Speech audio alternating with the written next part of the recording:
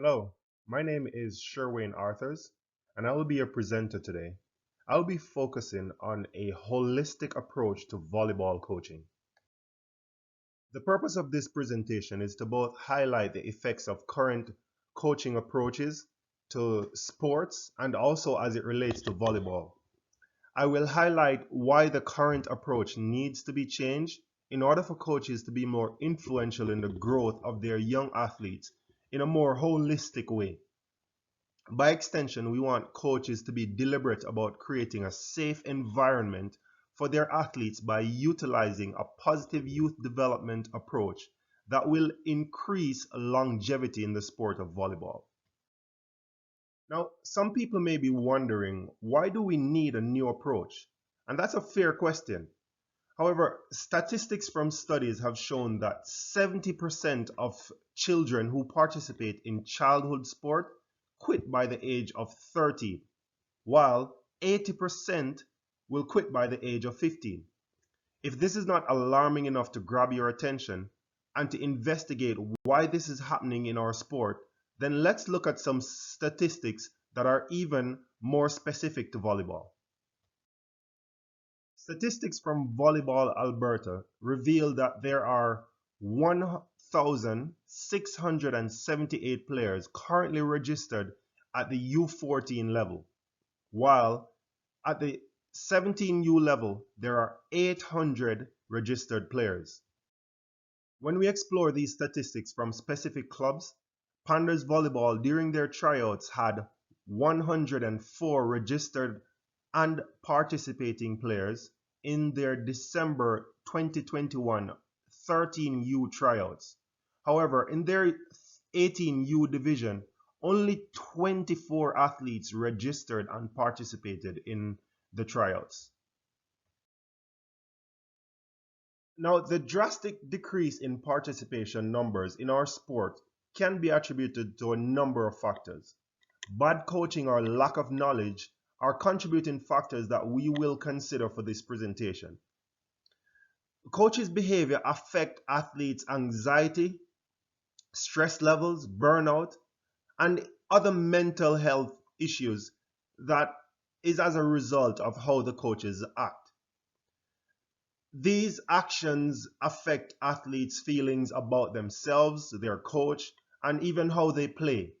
And we find that when athletes think that their coach is disrespectful, intentionally harmful, demeaning, or humiliating, like it makes sense that they would want to stop playing.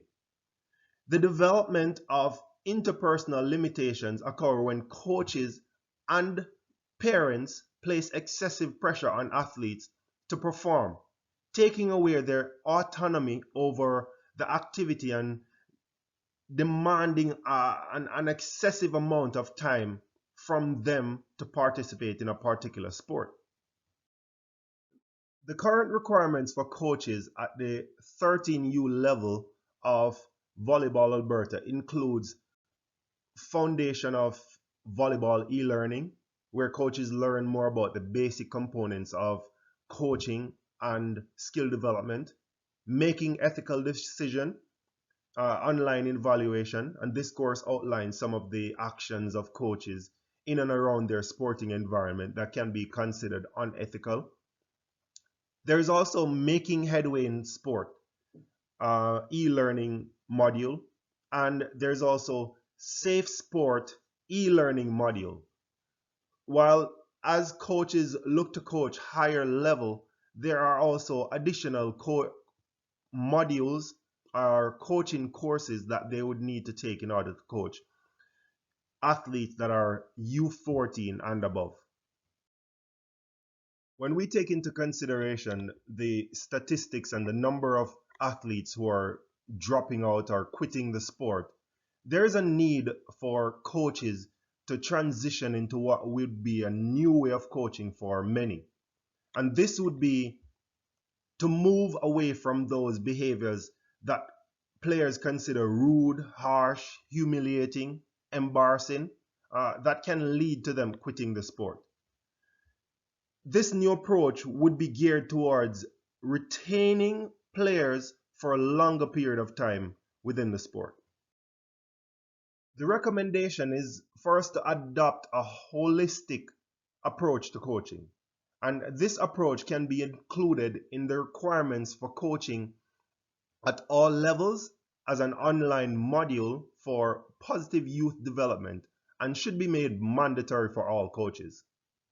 Positive youth development through sports goes beyond improving athlete skills within the sport. Positive youth development happens when young athletes gain personal, physical, and social skills through the sport that they can apply to other aspects of their life. And this would be boosting their current and future well-being and societal contributions. With this approach, the suggestion is to develop a climate of mastery rather than performance. Mastery-oriented environments are defined as self-improvement acquired while working towards one's objective. In this environment, individuals learn social emotional skills such as self-determination, work ethic, and citizenship through focusing on pleasure and satisfaction of success, particularly via difficulties and overcoming setbacks.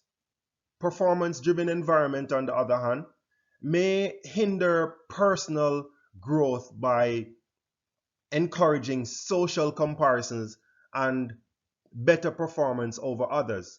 In the social oriented environment, persons often seek they seek an easier path to completion in order to avoid failure and social judgment. But in doing so, they limit themselves from acquiring social emotional skills and feeling satisfied with their progress towards a goal fulfillment. Mastery oriented setting that it does not focus on the outcome of winning. Instead, it focuses on development, overall development, and it focuses on improving athletes' ability. Sportsmanship have been said to improve and it is important for positive youth development through sports. Positive youth development may impact coaches' behavior if included in coaching education. Positive youth development in sport is undervalued and difficult to achieve for coaches if it is not mandated. While there are online positive youth development programs, most coaches are unaware of them, and we recommend that to keep athletes engaged in sports coaches must be trained to foster positive growth in large group of athletes, and coaches must be educated in positive youth development to establish a master oriented athletic environment where youths may grow into adults with reduced disruptive behavior, more civic involvement, and prolonged participation in the sport. As I conclude, I'd like to highlight this. The effective integration of positive youth development into coaching education for the benefit of Volleyball Alberta coaches and players starts with the recognition of its effect on youths, followed by the governing bodies creatively establish criteria for all coaches to follow. Using a positive youth development model may influence the development of skills and contribute to a pleasant experience. I encourage you to not only consider, but to adopt this model that will result in longevity in the sport of volleyball. Thank you very much for your attention. And these are some of my references.